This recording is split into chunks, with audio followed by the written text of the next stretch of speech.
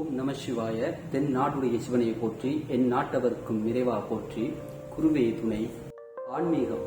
அதிகாலையில் எழுந்துக்கிட்டு குளிச்சுட்டு நெத்தில விபூதி சாத்திக்கிட்டு கழுத்தில் ஒரு உருத்திராட்சம் அணிஞ்சுக்கிட்டு வாரத்துக்கு இல்லை மாசத்துக்கு ஒரு முறை கோயிலுக்கு போயிட்டு கடவுளை கும்பிட்டு வர்றதான ஆன்மீகம்.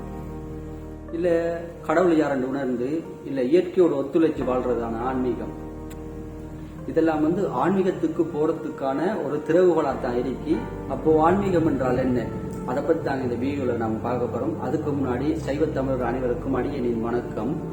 ஆன்மீகம் என்றது ஒவ்வொருவருக்கும் ஒவ்வொரு புரிதல் இருக்கும். சில பேர் நினைச்சிட்டு இருப்பாங்க ஆன்மீகம் என்றது அந்த கடவுள் நிலையை அடைவது, கடவுளை பற்றி உணர்ந்து கொள்வதுதான் ஆன்மீகம் என்று நினைச்சிட்டு இருக்காங்க. அது மட்டும் இல்லைங்க, அதுக்கு முன்னாடி ஒரு படி ஒன்று இருக்கு. அந்த படிதான் ஆன்மீகம் என்பது தன்னை தானே உணர்ந்து கொள்வதுதான் ஆன்மீகம். என்னையே எனக்கு யாருன்னே தெரியாத பட்சத்துல நான் இப்படி அந்த கடவுளை உணர்ந்து கொள்ளலாம்.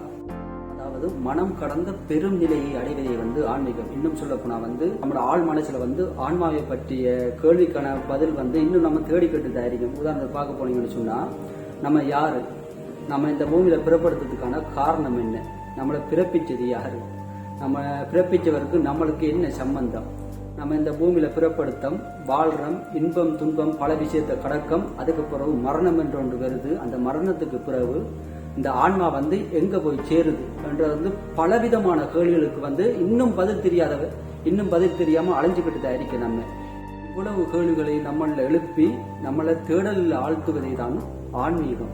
இன்னும் சொல்ல போனா ஒரு பாட்டு மூலமா சொன்னா அவங்களுக்கு புரியும்னு நினைக்கேன், விளங்கும்னு நினைக்கேன்.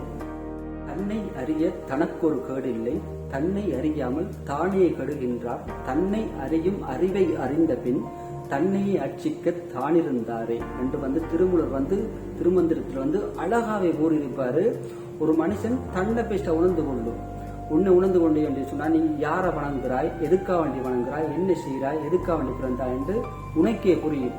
எல்லாம் புரிஞ்ச பின் நீ உன்னையே அவங்களுக்கு அர்ச்சனையா கொடுப்பாய். அந்த கடவுளுக்கு, அந்த ஈசனுக்கு, அந்த இறைவனுக்கு அர்ச்சனையா கொடுப்பாய் ரெண்டு அழகா பாடி இருப்பாரு. பெஸ்டா உங்களை நீங்க உணர்ந்து கொள்ளுங்க. அதுக்கு பிறகு நம்ம கடவுளை ரெண்டாம் கட்டத்துக்கு போகலாம். பெஸ்டா முதலாம் கட்டம் நம்மளை நாமே உணர்ந்து கொள்றதுதான் ஆன்மீகம். அது மட்டும் இல்லைங்க, ஆன்மீகம் தேன் கூட திகற்றிடும். ஆனா ஆன்மீகத்தில் இருக்கணும், ஒரு ஆன்மீகவாதிக்கு எப்போதுமே அது கசக்காது. ஒரு மதம் சார்ந்தது, ஒரு இனம் சார்ந்தது மட்டும் இல்லை, அது ஒரு பெரும் கடல். அதை தாண்டி நன்னடத்தைகிற பெரிய திறவுகோள் என்று நான் சொல்லலாம். எவனொருவன் ஆன்மீகத்துக்குள்ள இறங்குறானோ, தன்னை பற்றி உணர்றானோ, அவன் பிற உயிர்கள் மீது கருணையும் அன்பும் பாசமும் காட்டி மது மாமிசம் சூது போட்டி பொறாமை கொள்ளை இதெல்லாம் இன்றி இயற்கையோட ஒத்துழைச்சி சந்தோஷமாகவும் தண்ட மனசுக்கு நிறைவாகவும் வாழ்ந்து தாஞ்சாரண்டு உணர்வான். அதுக்கு பிறகு இயற்கையோட ஒத்துழைச்சி சேர்ந்து சந்தோஷமாக வாழுவான்.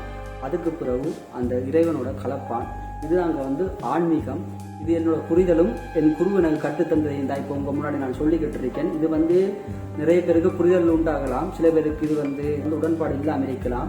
உங்க அனுபவம் ஆன்மீகம் என்றால் என்ன என்று ஒரு சொல்லிட்டு போங்க, என்னென்று பார்க்கலாம். நான் சொல்ல போனா ஆன்மீகம் என்றது கடவுளை பற்றி தேடுறதில்லை, தன்னை பற்றி தானே தேடுவதுதான் ஆன்மீகம். அதுக்கு பிறகுதான் அடுத்த கட்டம் தான் கடவுளை பற்றி தேடுறதுதான் சொல்லுவேன். உங்க பதில் என்னன்னு கமெண்ட் பாக்ஸில் பதிவிட்டுட்டு போங்க, நானும் பார்த்து தெரிஞ்சு கொள்றேன்.